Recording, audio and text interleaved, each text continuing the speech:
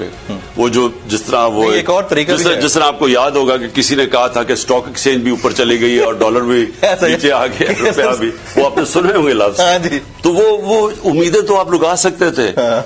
मुझे वैसे ये है कि जनरल बाजवा वाकई समझते थे कि शहबाज शरीफ कोई जीनियस है। मैं समझता हूं एक तो उनके लिए करप्शन कोई बड़ी चीज, फिर उनको रियलाइजेशन हुई, आपको लगता है?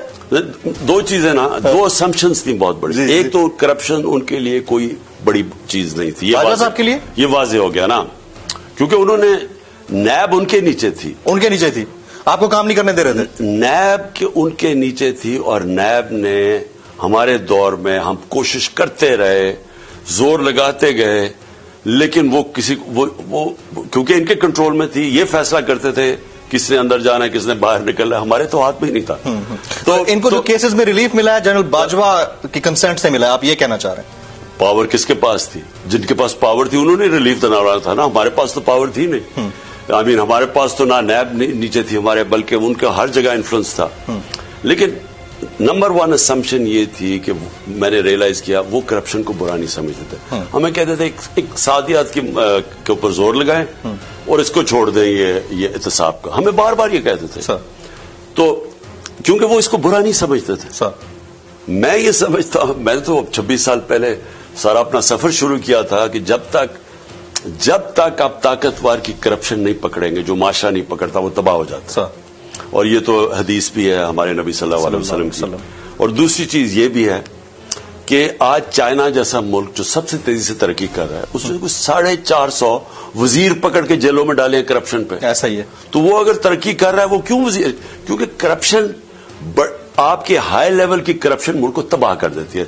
सारी डेवलपिंग वर्ल्ड तबाह हुई है उससे, लेकिन जनरल बाजवा नहीं समझते थे। और दूसरी चीज वो ये मेरे ख्याल में वो ये समझते थे कि शहबाज शरीफ को बहुत बड़ा जीनियस है। वो वाकई समझते थे कि पंजाब स्पीड है।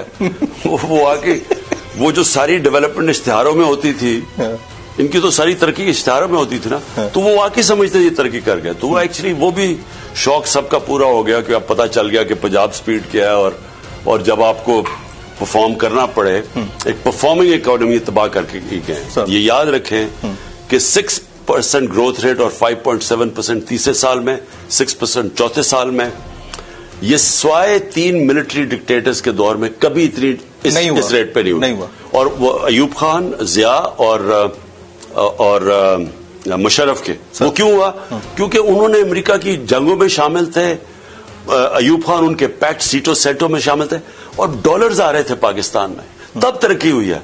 हम वाहिद डेमोक्रेटिक गवर्नमेंट है जो डॉलर्स आने डिस्पाइट के नहीं आए डॉलर्स, उसके बावजूद हम इस रेट पे गए थे। तो इन्होंने उस वक्त हमारी गवर्नमेंट गिरा के इन लोगों को ले आए हैं जिन्होंने आज just because they are good political managers. I mean Daily Mail को उधर जाके इन्होंने आउट ऑफ कोर्ट सेटलमेंट कर ली है, जो इस वक्त तजिया निगार कह रहे हैं। तो कहीं और भी सेटलमेंट की होगी अपने आने के लिए इन्होंने। पहले डेली मेल उसको भी क्लियर कर देना, क्योंकि आप 2 लफ्ज बड़े क्विकली कहते हैं और बार बार कहते हैं।